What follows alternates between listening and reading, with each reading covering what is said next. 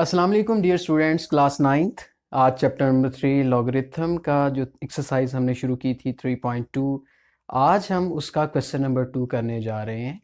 तो question number 2 के कुछ पार्ट्स हैं। कुछ क्वेश्चंस हैं इसके अंदर 1 2 3 और ये फोर्थ। अब ऊपर एक स्टेटमेंट दी हुई है, लॉग 31.09 इज इक्वल्स टू 1.4926 और इनकी आपने वैल्यूज़ निकालनी है। इस स्टेटमेंट को आपने यूज़ करना है। डियर स्टूडेंट्स, कल हमने लॉग लिया था। हमने सबसे पहले लेट एक्स किया था और फिर taking log on both sides करके हमने टेबल का यूज़ किया था। और आज हम कुछ जो क्वेश्चन है हमारा थोड़ा सा डिफरेंट है। लॉग यहाँ पर ऑलरेडी लगा हुआ है, साथ अटैच है, आपने जस्ट इसको कैलकुलेट करना है और इसकी वैल्यू को यहाँ पे लिखना है। यहाँ पर सबसे पहले हम इक्वल का साइन लगाएंगे। आप देखें कि हमने एक रेफरेंस मार्क लगाना होता है, जिस तरह हमने पिछले लेक्चर में ये सीखा था कि रेफरेंस मार्क कहाँ लगाते हैं। मैं ये बात दोबारा रिपीट कर रहा हूँ। Reference mark first digit provided that कि वो नॉन ज़ीरो हो। फर्स्ट नॉन ज़ीरो डिजिट के बाद रेफरेंस मार्क लगता है और यहाँ हम नोट कर रहे हैं कि फर्स्ट नॉन ज़ीरो डिजिट 3 है, तो 3 के बाद यहाँ मार्क लगेगा जहाँ पे पॉइंट है। अब सेकेंडली हमने ये देखना होता है कि पॉइंट और इस मार्क के बीच में कितने डिजिट्स हैं। तो यहाँ पर बाई चांस कुछ ऐसा है कि पॉइंट और रेफरेंस मार्क एक ही पोजीशन पे हैं, उनके बीच में कोई भी डिजिट नहीं आ रहा, तो फिर हम कैरेक्टरिस्टिक को 0 लेंगे, यहाँ पॉइंट लगाएंगे। ये कैरेक्टरिस्टिक होता है। जब लॉग के बाद हम वैल्यू लिखते हैं तो उसका जो इंटीग्रल पार्ट होता है, पॉइंट से पहले का पार्ट, उसको हम इंटीग्रल पार्ट कहते हैं, उसे कैरेक्टरिस्टिक कहते हैं। और पॉइंट के बाद वाले को डेसिमल या मेंटिसा कहते हैं। तो ये जो मेंटिसा होता है, ये हम अपना जो लॉग टेबल है उसमें से देख के यहाँ पर हम लगाते हैं। लेकिन अब की बार यहाँ पर उसने हमें मना किया है कि मतलब लॉग टेबल यूज़ नहीं करना, अपनी ये वैल्यू यूज़ करनी है। सबसे पहले मैं सबकी कैरेक्टरिस्टिक वाजे करूँगा।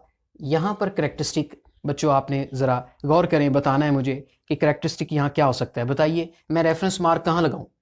यहाँ 3 के बाद लगाऊँ, 1 के बाद लगाऊँ, या 0 के बाद लगाऊँ, या 9 के बाद लगाऊँ? ज़रा सोचिए कहाँ लगाऊँ ये रेफरेंस मार्क।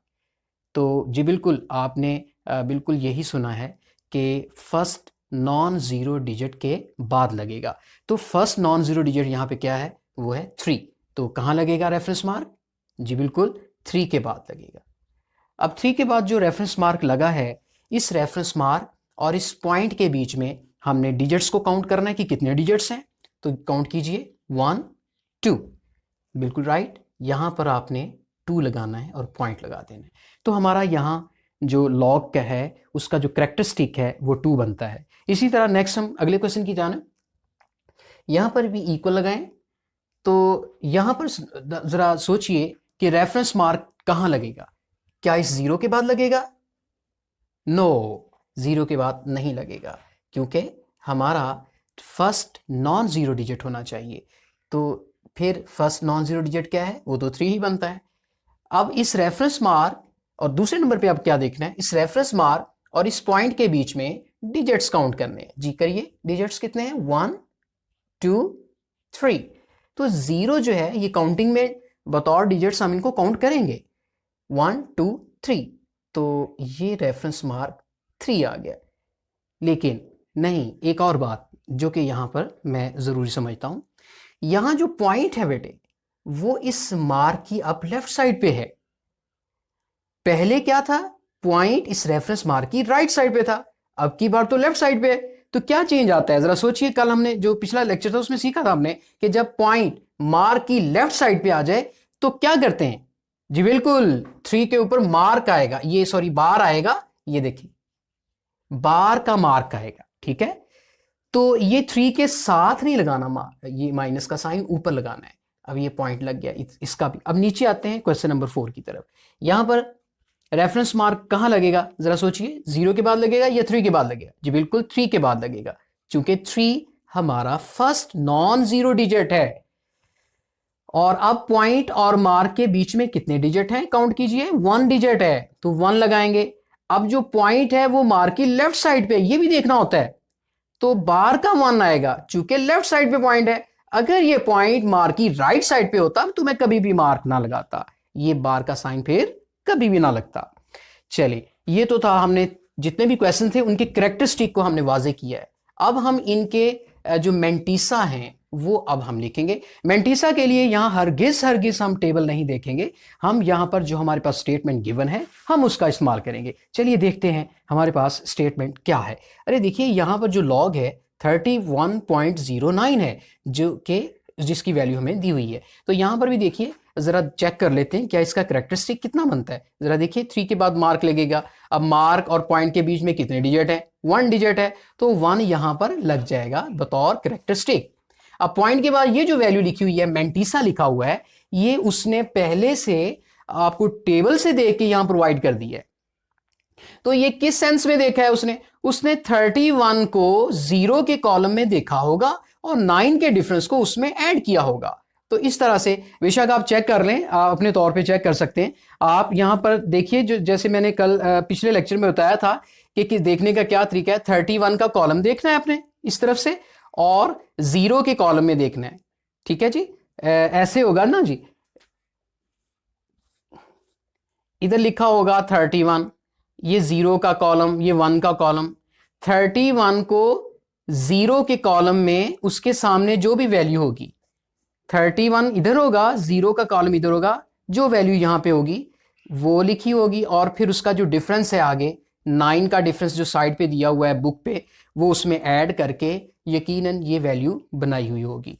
तो अब हमें इस वैल्यू को यूज करते हुए टेबल की जरूरत नहीं पड़ेगी। देखिए 3109, ये ही आपका फिगर यहां पे है। देखिए 3109, तो यहां पर भी 31 को 0 में देखना है, 9 का डिफरेंस, तो सेंस तो वही है जो यहां पर यूज हुई है।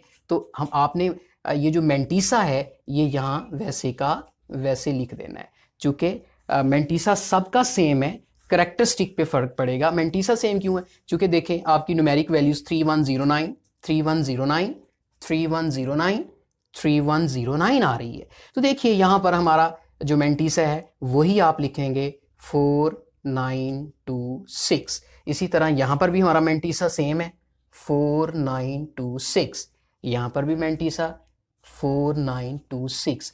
तो देखिए बच्चों, मैंने बिल्कुल लॉग टेबल नहीं देखा, और उसने भी कहा है कि लॉग टेबल आपने नहीं यूज़ करना। ये वाली वैल्यू दी है, इस वैल्यू का जो मेंटीसा है वो सबके मेंटीसे के तौर पर यूज़ किया है, जबकि करेक्टरिस्टिक में फ़र्क पड़ा है। चूंकि पॉइंट की लोकेशन में फ़र्क है, यहाँ पर पॉइंट की लोकेशन कुछ और है, यहाँ पर पॉइंट की लोकेशन कुछ और है, यहाँ और है, और यहाँ पॉइंट की लोकेशन कुछ और है। तो हर पॉइंट की लोकेशन के एतबार से आपके करेक्टरिस्टिक्स जो हैं वो डिफरेंट हैं, मगर मेंटीसास जो हैं वो सब के सब सेम है। तो इस तरह से हमारा क्वेश्चन नंबर 2 कंप्लीट होता है। मुझे उम्मीद है कि आप ये क्वेश्चन समझ चुके होंगे। वैसे भी अगर आप अपने तौर पर वेरीफाई करना चाहते हो कि आया ये मेंटीसा हमने ठीक लिखा है, तो आप अपने तौर पे चेक कर सकते हैं। आप टेबल भी यूज़ करके देख सकते हैं। 31 को 0 में देखें, 9 का डिफरेंस, तो यही मेंटीसा आएगा। तो इस तरह से आपका जो कॉन्सेप्ट है वो क्लियर भी हो सकता है। तो क्वेश्चन नंबर 2 आपका मुकम्मल हुआ चाहता है। तो नेक्स्ट जो क्वेश्चन नंबर 3 है वो हम नेक्स्ट टॉपिक में करेंगे, और आपने इन क्वेश्चंस को 1 बाय 1 करके आपने इनको राइट भी करना है। उसके लिए आप नीट कॉपी या नीट रजिस्टर जो आपको स्कूल से प्रोवाइड हो जाएगा, तो आपने वहाँ से लेना है, उसको मतलब अच्छे तरीके से नीट होमवर्क करना है। तो ये फिर जो ही मौका मिलेगा तो मैं आपका ये सारा होमवर्क ज़रूर चेक करूँगा। शुक्रिया, ओके, अल्लाह हाफिज़।